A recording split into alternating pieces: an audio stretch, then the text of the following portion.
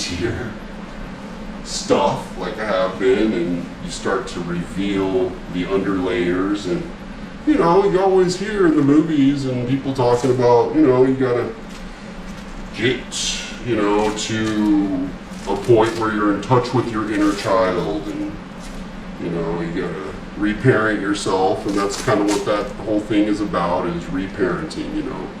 Getting in touch with your inner child is little you, and the things that little you went through, they still are part of who you are today. But we do leave a lot of that stuff behind, seemingly for good reason. It gets left because we don't know how to deal with it. We don't have the coping mechanisms. We don't have the support.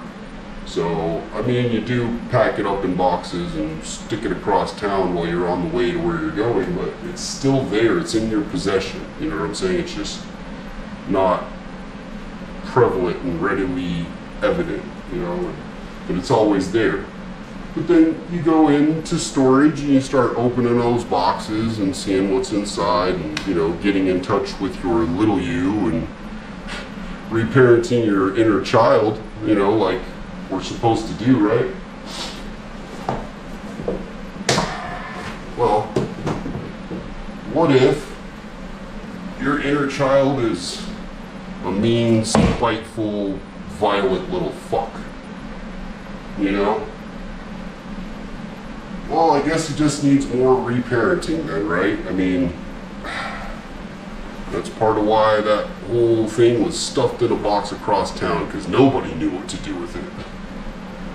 And it was best left in that box, says everyone who ever encountered that mean little son of a bitch. But he was a mean little fucker because people made him that way. I'm talking about myself in the third person because I detached from that mean little fuck, because everybody said that's all that one part of me was. It was just, went through so much, so young, it makes you mean, it makes you want to strike first instead of be stricken, it just makes you mean. It makes you wild and feral.